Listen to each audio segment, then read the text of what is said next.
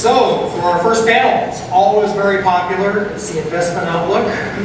And 2017 saw two big exits for our AgTech startups, so in farm crop production technologies. And so the question we always ask is, gee, has the market finally matured? I don't think so, but I'm not on the panel, so I guess I don't really have an opinion. Our moderator is John Blair. He's a managing partner at Threshold Ventures. He likes to refer to himself as a recovering venture capitalist, but he still loves working with companies around the world. He has been a founder, CEO of two venture companies. He spends his time teaching, mentoring, advising at accelerators, universities, and on several boards. He is also the author of a book called Decoding Silicon Valley. Decoding Silicon Valley, The Insider's Guide, which you can have a copy of if you buy one from John. So with that, I'm going to let John go ahead and bring the panel out. Thank you.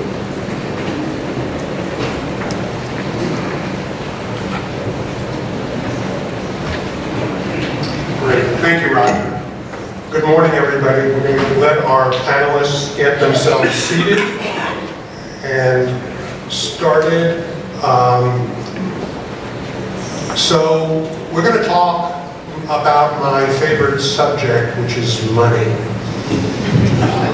Roger was right. I used to be a venture capitalist, so money is still my favorite subject. And I know for startups, finding capital, connecting to the right investors is probably one of the hardest, if not the hardest things to do in the life of a founder, CEO of a company. We have a great panel with us today, and they're going to share some information about what they're doing and their insights into the process. First, by show of hands, I'd like to know who's an entrepreneur looking for money? A lot of people looking for money. And who are investors who are looking to invest in great companies? Show of hands. Okay. And just out of curiosity, so we can just end this panel and you guys can go off and find that money. No, you really have to listen to the panelists. And just out of curiosity, who's involved? Who are the farmers in the room? So those are the customers. Okay, so we know who everybody is. Okay, so what I'd like to do is to have each of the panelists introduce themselves, spend about 2 minutes describing their firm and what they're investing in, and give you a better sense as to what they're doing. Baptiste, you want to start off? Yeah, nice to meet you. My name is Baptiste Tellier, and I work with Fang Yuan, group based here in San Mateo, California. Small team, we're 13 people, mostly with ag and agronomy background. We invest specifically in, mostly in farmland actually, row crop farmland across the US, and those are farms that we manage directly with local farmers, with always in mind soil conservation and soil improvement. That's really a big guideline for us. In conjunction with the farmland investment, we also invest in AgTech startups because we find some great synergies between both activities. So right now we have a portfolio of about 10 AgTech startups we invested in.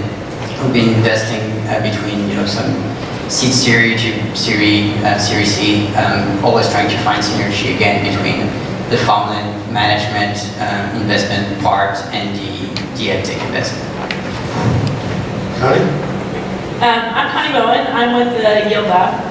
The Yield Lab is a group of AgTech accelerators. We started about in 2015. I'm based out of St. Louis, Missouri, in the heartland of ag production, the commodity kind of row crop side. We have accelerators in St. Louis, in Ireland, and in Argentina now. And we'll be looking to make investments out of our accelerator in Singapore in 2019. So we've got a kind of global footprint model where we invest in early stage AgTech companies. We make pretty small seed level investments, and all of our partners are former AgViz executives for the most part, and we also make all of our decisions with our board of farmer advisors. So we're very kind of ag specific. We only invest in agri-food tech companies. now we define agri-food tech, and I think we'll have a conversation about it later quite broadly, but that's a little bit about it. Björn? So my name is Björn Heinz. I work with BASF Venture Capital. And for those of you not so familiar with BASF, it's one of the world's largest chemical and materials companies, more than 150 years old, headquartered in Germany, very established operations with products really ranging from actually oil and gas and petrochemistry to very, let's say, sophisticated, more solution products. For example, big business for us is agriculture, where we provide inputs in the form of fungicides, insecticides, herbicides, but also biologicals. Nutrition and health is one of those topics where we make a lot of vitamins and materials which go into food, into the food supply chain. For us in the venture capital group, we are a team of about 12, 13 people, also with a couple of offices around the globe. And our mandate is to provide, let's say, startup insight and startup know-how and kind of line of sight into what's going on into the in the startup world to BASF. So we invest into startups which have something to do with materials, with chemistry, agriculture, nutrition. Not necessarily need to be backed by anyone in the company. We take our own investment decisions. We look, as I said, we look globally. We look at a very broad sector in the space, which is interesting for BASF, but clearly, given the breadth of innovation happening in the space we're talking about here today, agriculture is clearly a focus area. Fang? So I'm Fang. I work at Baidu Ventures. We are the non-strategic investment arm for Baidu in the US. We got started in January last year. We're a $200 million first fund. And we invest in early stage AI and robotics startups. And we typically look for AI plays in different industry verticals, of which agriculture is one of them. I actually came from a smaller VC fund into Baidu Ventures, and there we invested in Abundance Robotics, which does robots for apple picking at the C stage.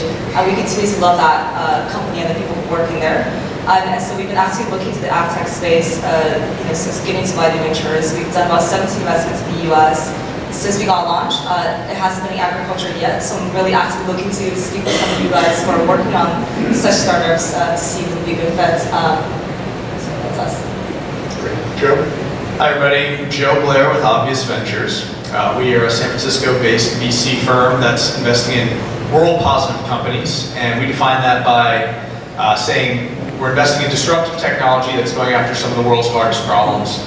So that means we're investing in industries that are less traditionally served by venture capital. So that's everything from energy and transportation to ag and food to health and wellness and education.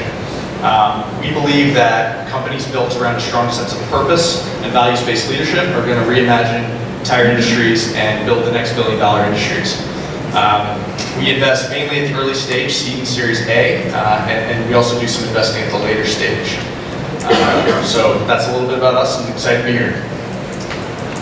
So I'm Roger Wyse from Spruce Capital Partners. We're a venture management company, have about 320 million under management today. We're investing in the area that we call bio-green tech, which is essentially biotechnology applied in the food, agriculture, and industrial application areas. We're particularly early stage investors. We do seed, A/B round primarily. We bring a lot of domain expertise in the synthetic biology and ag space, since myself and my partners, as you can tell from my gray hair, we've been in this for a long time.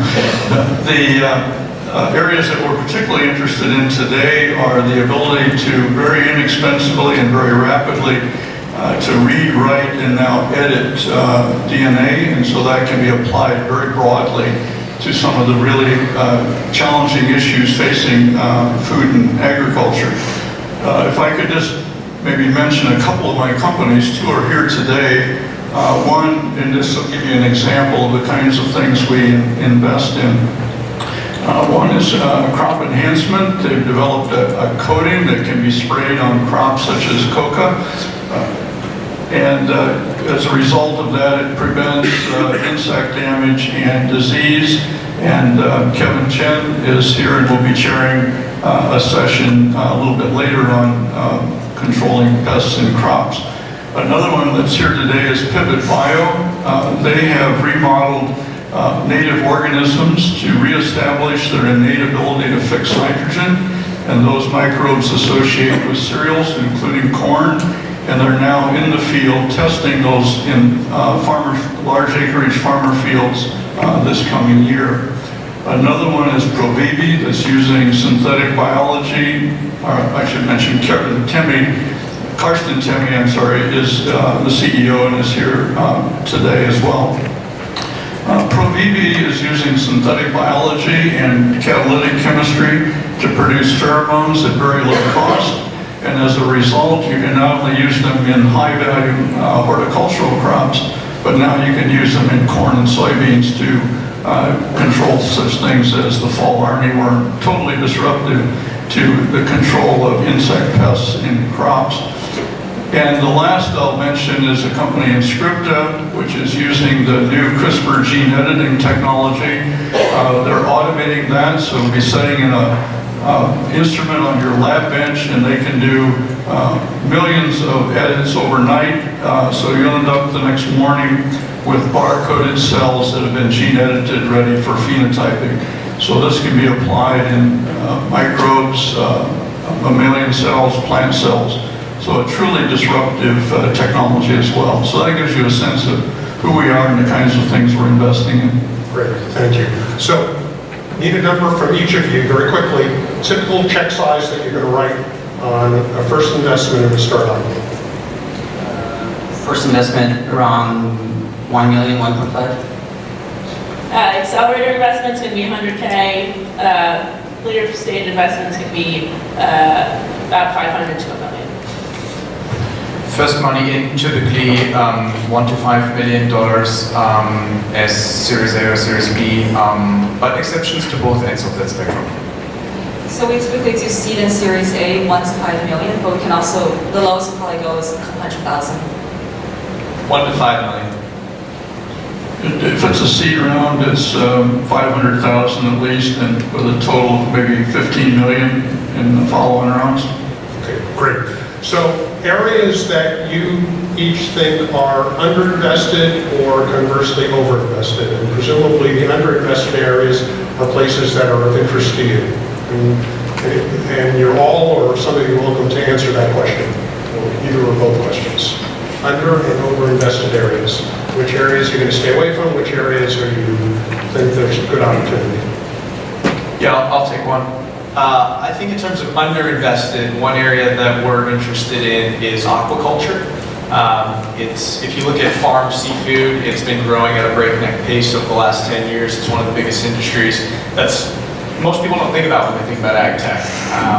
We're invested just recently, it was announced in a company called Expert Seed that is using machine vision and software to make, for various different species, make the farms and hatcheries increase yields, make the operations more efficient, and be able to monitor and increase quality. So I think that's one area that we see as underinvested, but we see a lot of opportunity. I was going to say agriculture, but I'll say something else because you said it, but that is a very real opportunity. I think drones are overhyped, and there's kind of in that unfortunate valley in my mind. But what we're really interested in right now is kind of food safety along the supply chain, food safety and supply chain kind of logistics. There's a huge opportunity for food waste reduction there. Yeah, and underinvested, probably actually the seed market for row crop is, from a private equity standpoint, it's been dominating by very big names, and it's probably time to disrupt a bit that sector. And overinvested, yeah, probably agree with your point about drones. I would add maybe soil moisture sensors. There's a lot of people in that field, and it's competitive, and it's pretty hard. Yeah, maybe one other thought, which won't surprise too much coming from a chemical company, but it's this underinvested, I think, is robotics capabilities in synthesis and formulation and developing superior formulations and novel actives. I think is an area which is really just coming up, which could tremendously help compressing the timeline of development of those molecules. And to the over-invested, I think we shouldn't stay away from hot topics because there may be a reason why they're hot, but I think it further complicates how we need to do our analysis, and I think this is the challenge in those spaces which have been mentioned here. And I think, for example, also aerial imagery also is a very high, lots going on, but so important. So we need to dig even deeper to understand like what is the true value proposition of the respective team we're looking at here.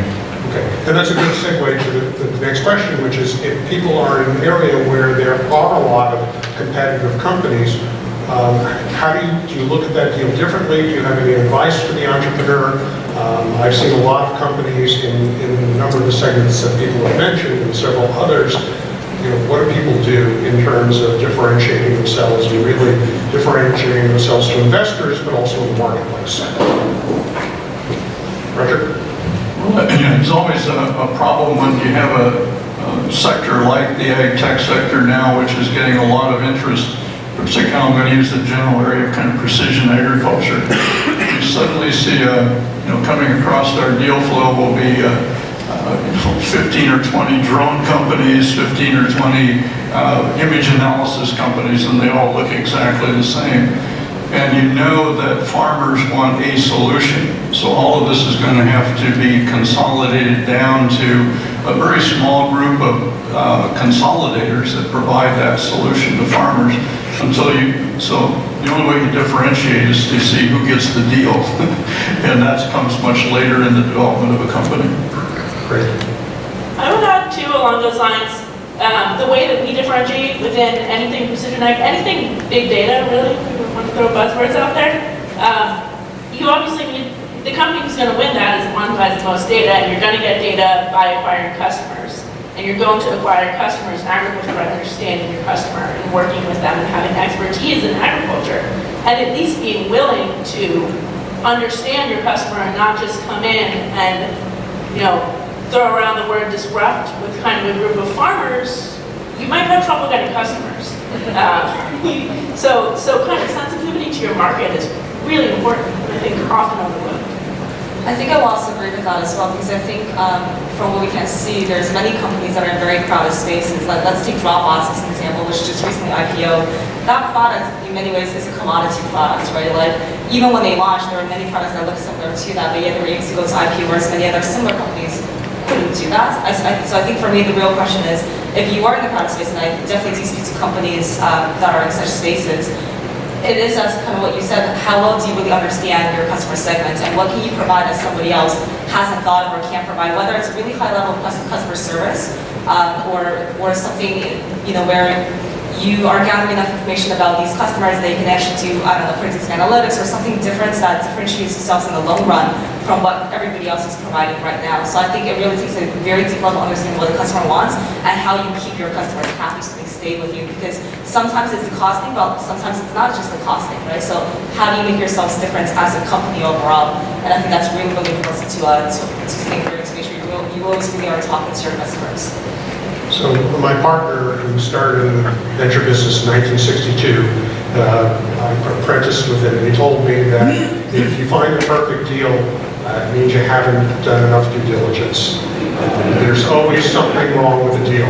But as each of you, and I know all of you are very different in terms of your investment focus and the kinds of companies you're looking at, are there certain things that you absolutely have to have in your investment in terms of team or product or traction in the marketplace? And conversely, are there things that you say, everything looks great, but there are certain things that are missing and we simply won't invest? And it may have to do with expertise on the team, it may have to do with valuation. Any thoughts? Yeah, I'll take that. So, in terms of do's and don'ts, in general, we don't have a specified formula for, okay, you have to have X number of revenues or this percent of the market, etc. But I would say just one easy don't is just don't ask for an NDA. That's just a clear signal that you don't really know what you're doing. In terms of dues, I'd say one thing that really gets us over the line in a lot of situations is customer references. So when we talk to your customers, we want to just hear that they are over the moon in love with you and they can't wait to get your products. They're scraping on your door trying to get your product or get your next version. So I would say it all comes back to pleasing your product in your customer in a very unique way. And Joe, are those paying customers or non-paying customers? Do you differentiate? I would say never. The way I'd answer that is I'd say never give away your product for free because the customer reference is going to be much different if they're getting the product for free versus if they're paying for it. Always charge for it. That said, if you have there's another type of customer reference where it's someone who says, I can't buy this product yet, but I want to, and that's a different type of call, but where they haven't paid yet, but they're showing willingness to pay. I think I'll also add on to that, which is, I think there's two different ways that I think about this. The first is, what type of risk are you presenting? There's team risk, there's market risk, there's technology risk, right? If you come to me and you're high risk across all three, that's not going to be very good. If I know, for example, that this is a solution that many farmers want or your customers really want, and you can decrease the technology, so I know that there's no market risk. If you build this, they will come, which is kind of a rare case in some ways, but if we know that problem exists and you just need to build the technology to solve it, then the risk is really on the technology side. And I just need to know that, from a team perspective, I think that this is the right team to execute on this and actually really build out the right solution. So that's one form of it. But if you are high on risk across all three things and you haven't shown me how you can decrease that risk, that is going to be a pretty big issue there. So, yeah. I would say don't claim too much that you work with like CBS, Simplot, Winfield, CHS, because if everyone work with these guys, with the local branch or with the headquarters, it's not really a differentiating point. And specifically if you try to build a product for crop protection or yield enhancement, it's going to help a lot if you have some third-party testing of your product, like university plots, this type of thing, because that makes a huge difference. I would just add, on the do front, do your homework. Research your partners. We're not going to make an investment in a company we can't help. So, you need to know who you're pitching to, and you need to know, where their kind of value sets lie. You also, this is a big one, don't go into the Midwest and pitch and describe row crops as a low-value crop. That happens more than you think. Don't do it. That's perfect because if you go to BASF and tell them, yeah, what you make really doesn't work, we make this a gazillion times better, that's not a good opener for a conversation. Yeah. So I mean, of course we don't do everything perfectly, surely not. Yeah, but we have figured a couple of things out. So this kind of match what you pitch to who you're talking to and why you're talking to them. I think it's important in this conversation opening. But then on the do's and don'ts side, I mean, 2 comments on science projects and error bars. So science projects, I mean, specifically looking at material inputs and biologicals coming up. There's so much interesting research going on, but before going to a VC, are you really ready? Do you think you have figured out around your innovation a business case which actually works and which is presentable to a venture capitalist? Or should you go to one of the esteemed colleagues here from the incubator or accelerator front to develop that further? Because you may risk certain deal fatigue when you approach them again and again. And the second one is error bars.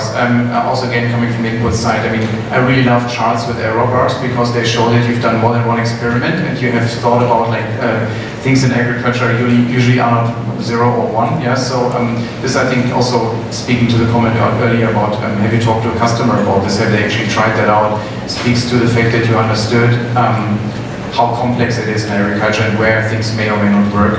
Again, specifically we look at inputs. Yeah. And I talk to lots of early stage companies and they always tell me, I have somebody who wants to put in $25,000, $50,000, $100,000, but everybody says come back to me when I get a lead investor. any of you, all of you lead investments? If you aren't leading investments, how do you help the companies in terms of helping to find a lead or other professional investors? Roger? Well, in our case, particularly in this space, in the food and ag space, we think we have considerable experience and domain expertise.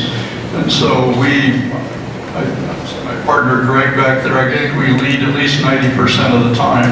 And we always take a board seat. And obviously, we all have our favorite set of other VCs who we like to bring into a syndicate because we're looking to help the company put together a syndicate that has complementary skill sets that can really help the company be successful. So we're very active investors, leading rounds and then helping build the syndicate. Any other comments about leading, following? I guess just something you wouldn't think, because we're an accelerator, we have led rounds on that 100K, which is strange and unusual for an accelerator, but we do kind of negotiate like a normal VC, but we're an accelerator too. Just so you know. Yeah, we can lead too when we have very strong conviction in the technology and maybe most importantly in the team. And we've been writing checks of a few hundred K to back up very young teams. But in our case, it's a bit specific also because we have the farm management part, so we need to allocate our time proportionally. So we don't lead that often, and we're always happy to be part of some syndicates.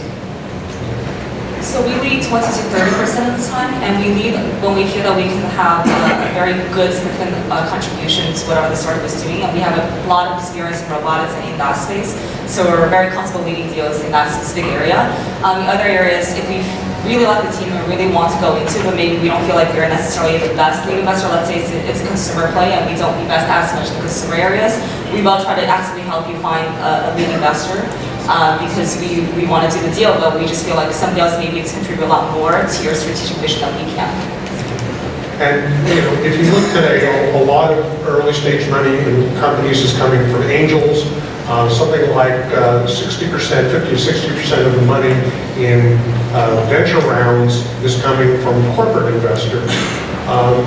Any reaction to corporate money? We have a corporate investor here.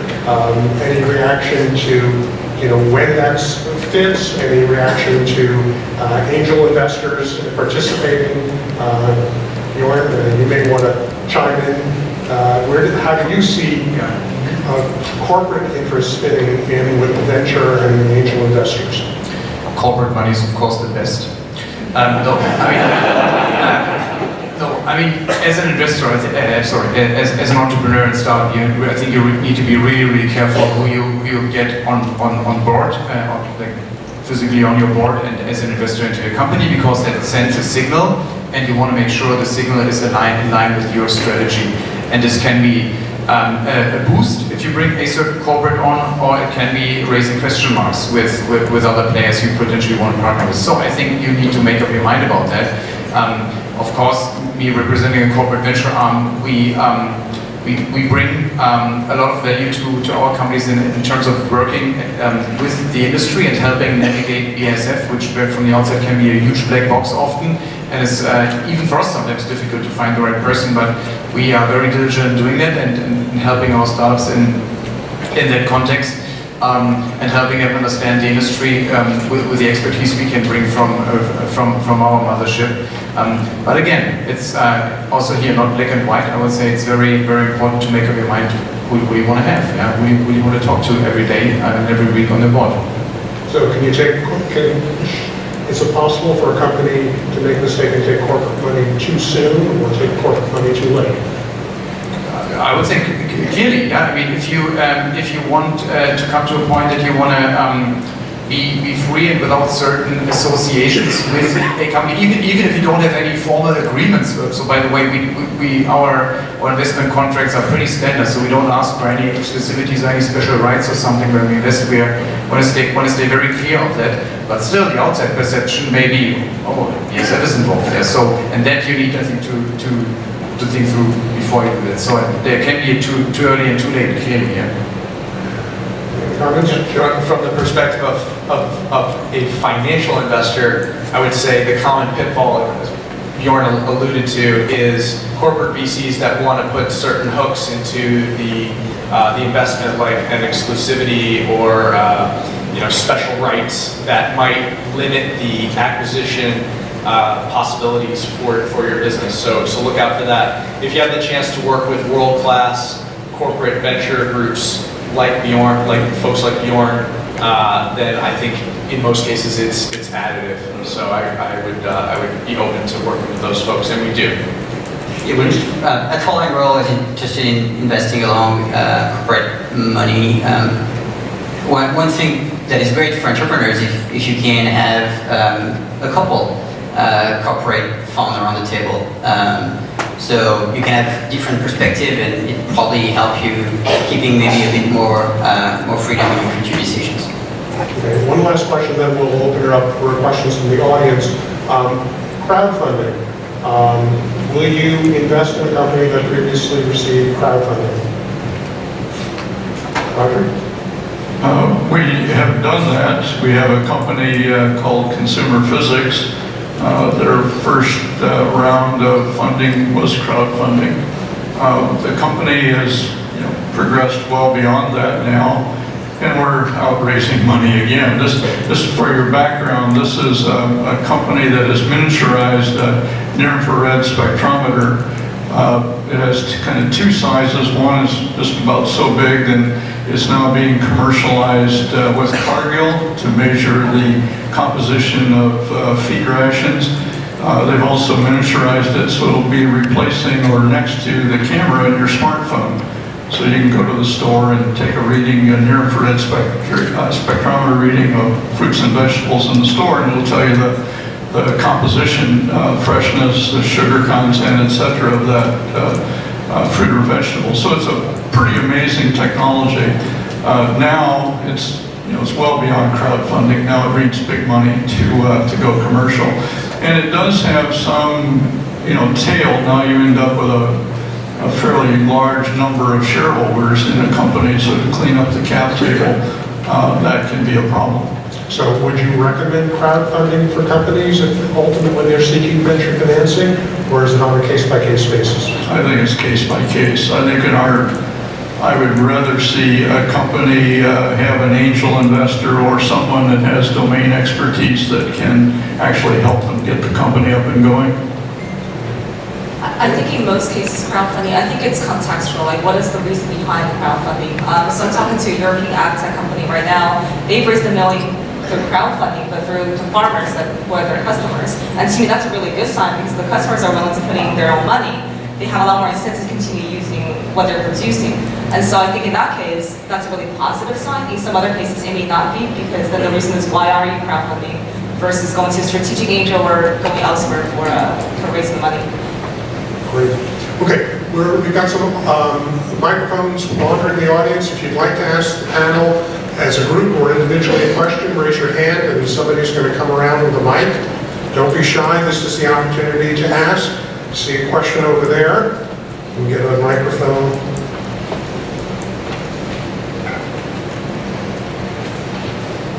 My name is Raul Rodriguez. Our family specializes in grafting vineyards. I've been in the business for over 50 years. My question is, in terms of venture capitalists for starting for raising initial money, how do you guys look at companies that have already been established, but yet they're family-based? Do you guys see them as startups? Do you guys see them as we're willing to invest within them? If they're willing to change a sense of direction to more of the technology side of the house? So I'd be glad to respond to that. I think there's kind of a misnomer out there that venture capital is the only source of money to fund innovation or growth, and that is, I think, got us into trouble because we're investing venture in some things we shouldn't be investing venture in. And I have lots of scars from the biofuels era, as an example. So in your case, if you're, there was recently a company that maybe is comparable to yours, was it Phytointelligence, a company up in Oregon, just did a venture round to expand their abilities to to not just do grafting, but also cell culturing of new plants. So there's an example of venture money that did come in. So I think it's a case-by-case basis. If you're really looking at growth capital, venture is probably not the right place to look. Venture money could have, its place to help family-based companies. One difficulties we found though is like sometimes there's a misconception also from what that money is. I mean, it's not only money; it's also advices and discussion about the future of the company. And when a company is based on a family that's been doing something for years, it can be a bit hard to open up completely to newcomers, basically. So that's a challenge definitely for both ends of the table. Maybe if I could just add a thought to what I said. As a family company, it may be in conflict with a venture group that needs an exit. So we're going to be looking for accelerated valuation based on our investment, and then we're going to look to exit in 4 or 5 years. More questions? Please. Yes, good morning, and thank you for your insights so far. There are hundreds of thousands of family farms in North America, and is there a company that's suitable for a family farm that can bring to the table the state-of-the-art in drones, moisture,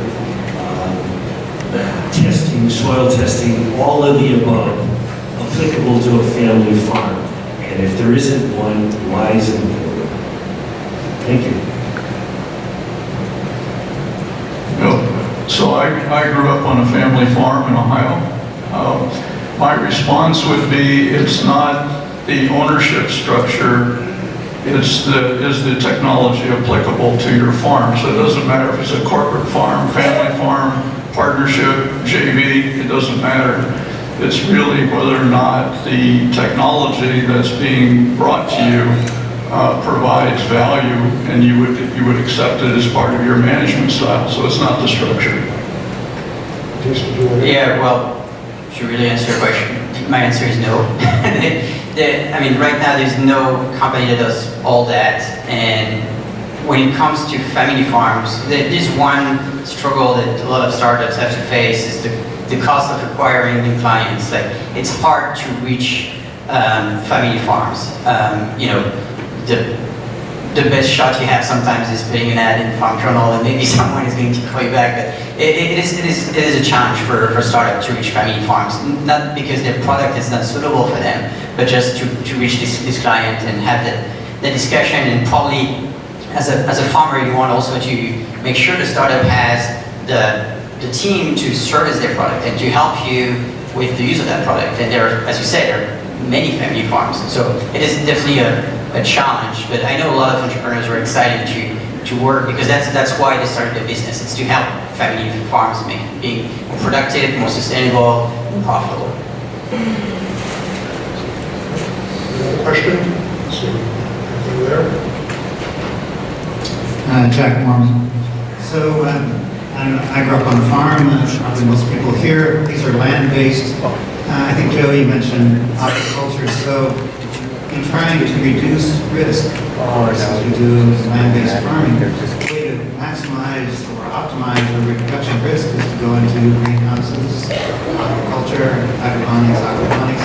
So where are things going as far as the, if you will, trade-off or competition between vertical farming, high technology used in a concentrated environment, maybe like growing cannabis, things like that, other kinds of agriculture compared to land-based farming? I'm happy to address that. I actually came into this space through the kind of indoor vertical farming, food computer stuff. And I would say that, I wouldn't describe it as a competition at all. I would say there is a need for both, and they can absolutely coexist.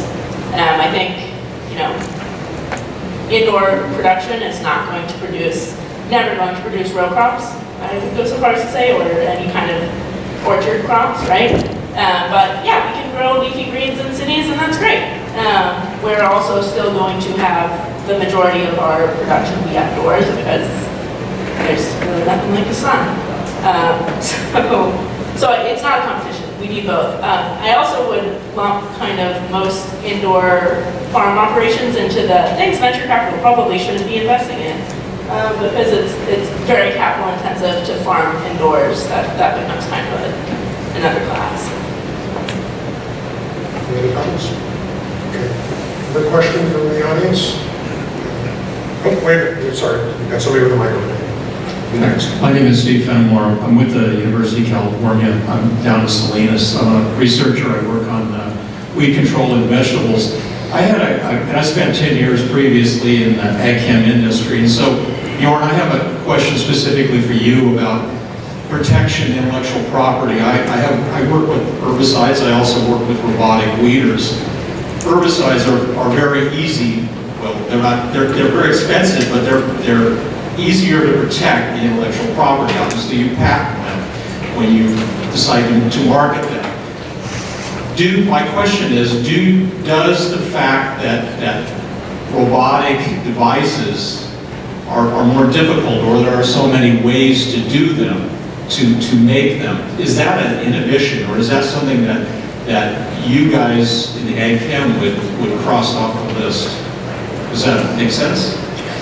Yeah, let me try to get that. So first of all, we would surely not cross it off the list because it's an extremely transformative potential in robotics for our industry, and this is exactly what we need to be there for. And we need to be very, let's say, proactive in understanding those kind of changes. When your question around how I understood it around intellectual property, and I don't know if actually Fang may be able to answer this, but my understanding around the advantage you get, for example, in classical chemistry, if your patent runs out, and then everyone does it, right? But what is the degree of protection you have with data? And often my feeling is, if you look, for example, at machine learning algorithms, it's how much data do you have? How much did it cost you to get there? And what kind of how good did your algorithms in your prescription become while during those training process? And that's, I think, an advantage which protects you from other entrants rather than a patent. I don't know if that answers your question, but that would be my take. Yeah, another question. I think somebody else might have. Thank you. Appreciate that. Paul Guerrero is from Stanton Chase. We're a global headhunting firm, and I grew up on a family farm as well. And I know that when you're investing, you're looking at the technology or the product, you're looking at the people, and you're looking at the business plan. But once you make that investment, what changes do you typically make or encourage in the people in the businesses you just invested in? Thank you.